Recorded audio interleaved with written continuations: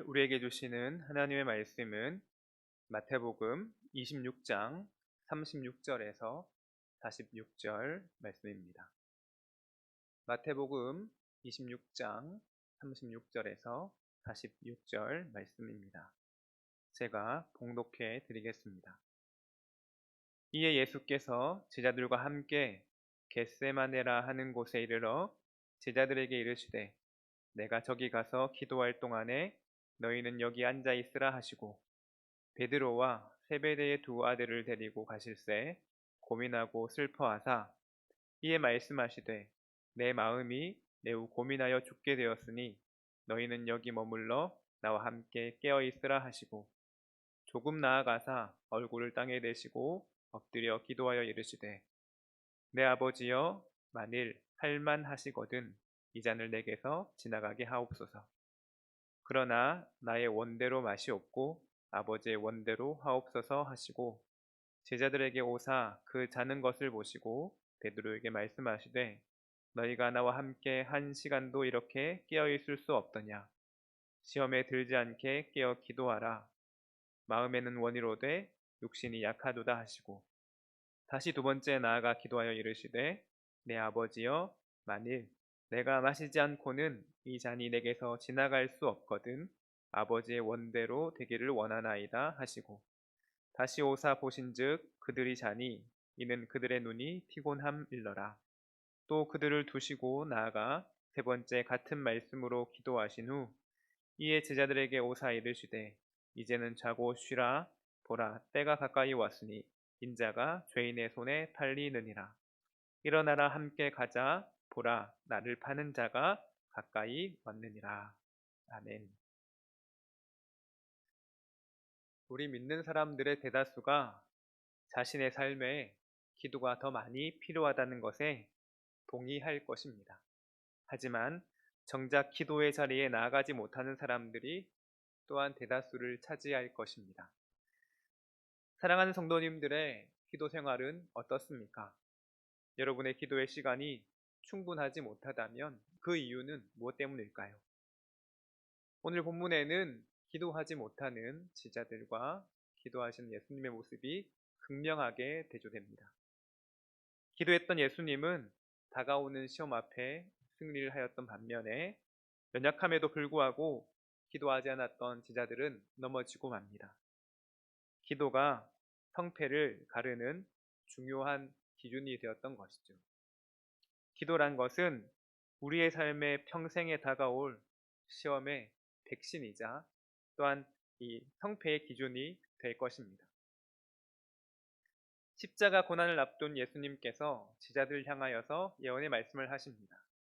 오늘 밤에 너희가 나를 다 팔리라, 나를 다 버리리라.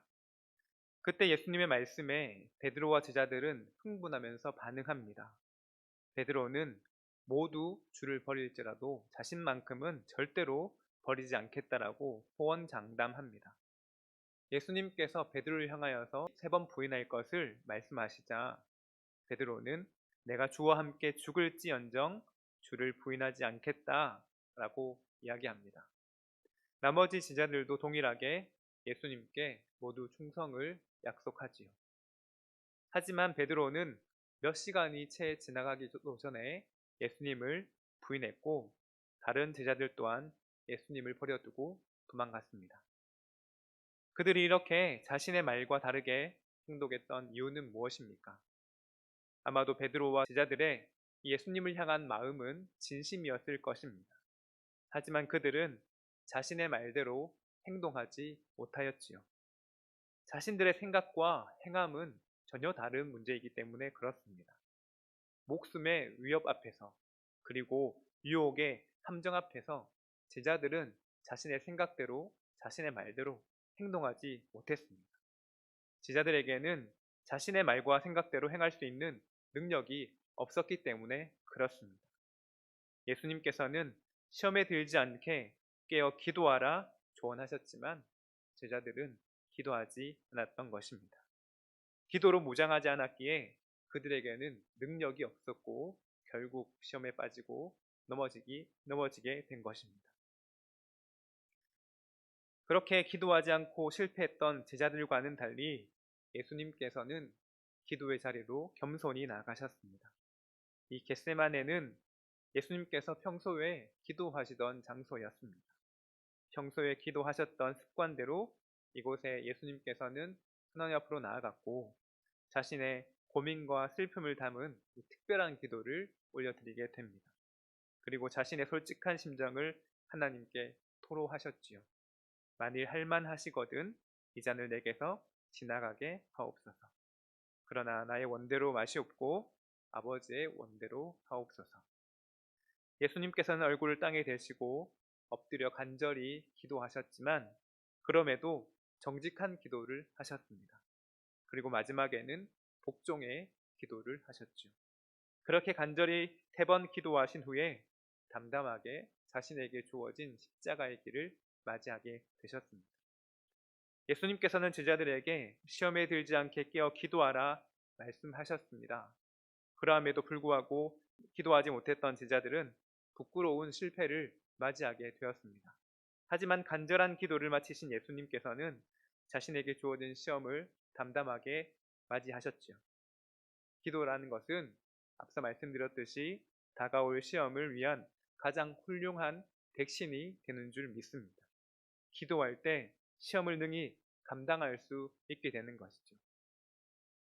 이제 곧 특별 새벽 기도의 기간이 됩니다. 이 기간에 제자들처럼 잠들지 말고 깨어 기도함으로 이 어려운 때를 이길 힘을 얻는 우리 모두가 될 수 있기를 원합니다. 또한 고난의 길을 걸어가신 우리 주님을 본받아서 우리에게 주어진 십자가를 지고 승리하며 또 부활의 기쁨을 맞이하는 우리 모두가 될 수 있기를 간절히 소망합니다. 기도하겠습니다. 좋으신 하나님, 십자가의 고난을 앞두고 함께 기도할 것을 요청하신 주님의 말씀에 기도하지 못했던 연약한 제자들처럼 이 어려움의 때에 깨어 기도하지 못한 우리들의 연약함을 용서하여 주시옵소서. 주님의 기도의 모습을 본받기를 원합니다. 마지막 때에 거룩한 하나님의 백성으로 넘어지지 않고 승리할 수 있도록 깨어 기도하는 우리 모두가 되게 하여 주시옵소서.